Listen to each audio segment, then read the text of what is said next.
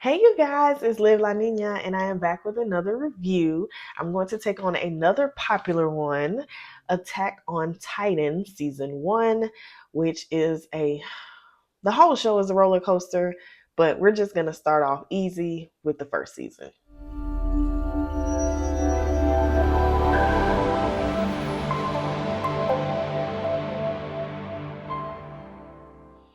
I know I said that I was probably only going to do season by season for some of the longer shows that have more seasons. And Attack on Titan doesn't have really that many seasons, but I feel like it's worth breaking it down season by season because things change rapidly season to season. And then there's kind of the whole final season thing is just a thing of its own. So I thought it was best to do Attack on Titan as a season by season recap. So for the first season, we see humanity who lives inside of the walls as a form of defense against human eating titans. The show starts off with Eren Yeager witnessing his own mother being eaten by a titan, which in turn results in him vowing to rid the world of Titans along with his childhood best friends, Mikasa and Armin. So they join the scout regiment and essentially fight against Titans. So the major conflict of season one is finding out that well, there's a lot of them. But the major conflict, I would say, is the moles. There are scouts who are also titans who are not working for the scouts. So that becomes important. Getting into the ratings, first we have how does the main character balance independence and teamwork? Eren gets a 7 for this. He often doesn't understand what teamwork means, but I rank him so high because he's very protective and he continues to be protective in different ways throughout the remainder of the show. So if he's protecting Mikasa or Armin, he's going to do what he feels like is best. But unfortunately, that makes him impulsive at times and he has to work on trusting others. That's a common dilemma that he has for a majority of the show is knowing when and how and if he's able to trust others. Is the story consistently exciting and well paced? This one gets an 8. ALT starts out very strong. Like I said, we see the setup for Eren to become who he becomes on the first episode, watching his mother get killed by a Titan. So definitely start strong.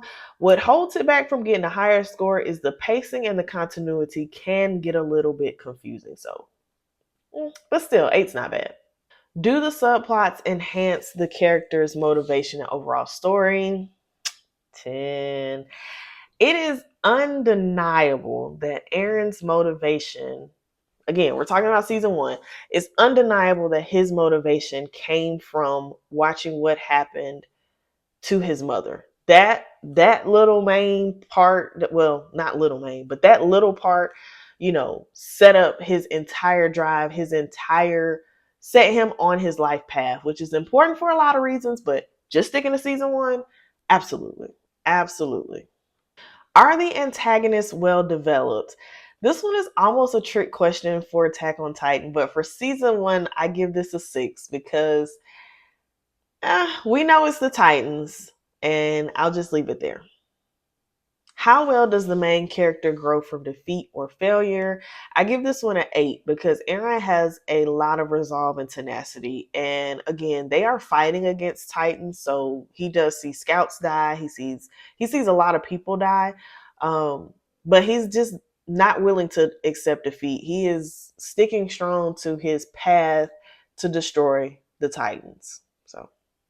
So for the final rankings, we have a 7, 8, 10, 6, and an 8, which gives us a 39. And 39 out of 50 is a 7.8, which honestly,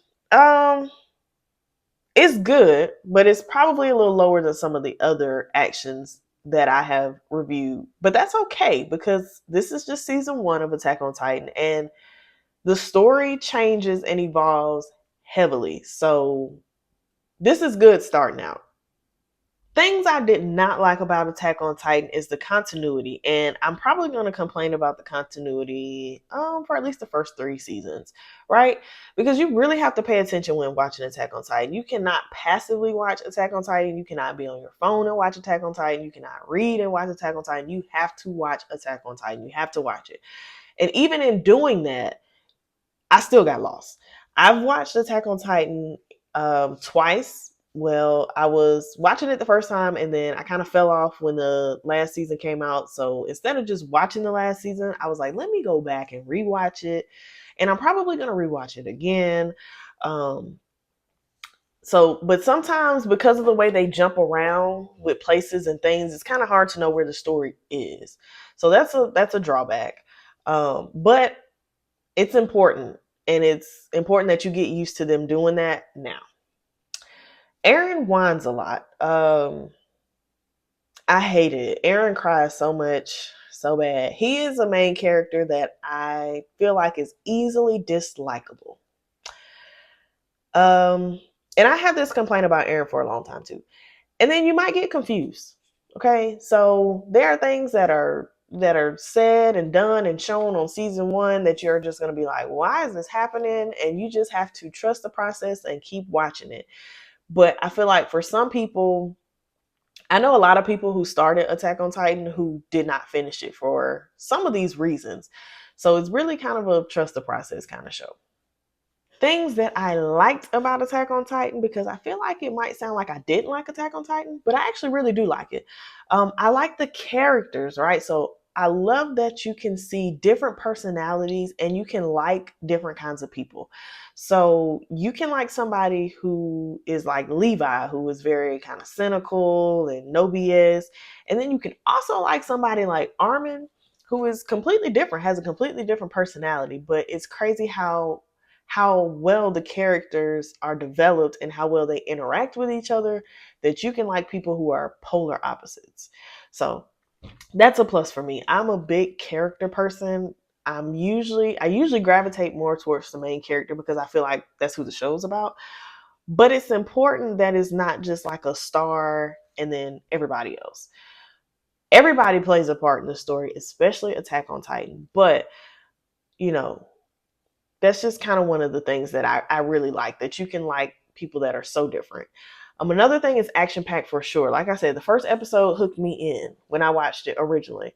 They waste no time, you know, they get straight to it, and I feel like they gave you something to root for, because you see Eren, you see what Eren sees, what happens to Eren, and then it's just like, yeah, you need to get rid of them Titans because of how they did your mama. So that's something that's super easy, and it happens right away. Like I said, first episode. And I really like that the first season teaches you not to trust anyone, not even to really trust what you see, because there is a mole in the scout operation who is a Titan, and they find this out. They have a bunch of ways to weed them out. They do experiments. They tell certain people stuff and don't tell other people stuff, and they find out who it is. But that's important. Not Don't trust anyone. Don't trust anything. Things change, and I feel like Attack on Titan was a masterpiece. I think it was so well written, and it was just an amazing story. And I believe the writer was like 19 when he wrote it. I could not have created anything of this caliber at 19. I probably couldn't create it now. So definitely hats off to Attack on Titan. Overall, I speak very highly of Attack on Titan, but don't get too caught up on the number for season 1, because like I said, it's just season 1, right? But I love Attack on Titan. I think that it can be confusing, though. I will say that. So if you have not watched Attack on Titan, or if you plan to watch it, just know that you need to really pay attention to it, and you might have to watch it more than once. But it is definitely action packed. Oh, something else I wanted to mention.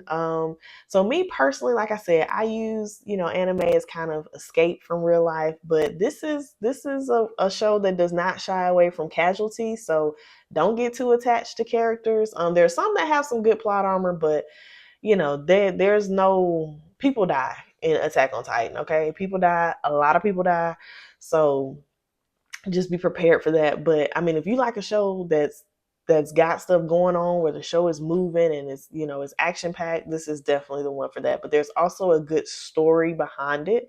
So I think if you can, again, stick with it, even with the continuity, even with the scene changes, you know, unreliable not narrators, you can stick through that. Attack on Titan is definitely worth the watch. And stay tuned because I am going to be reviewing the rest of Attack on Titan. And of course, as always, like, comment, and subscribe, and I will see you guys soon.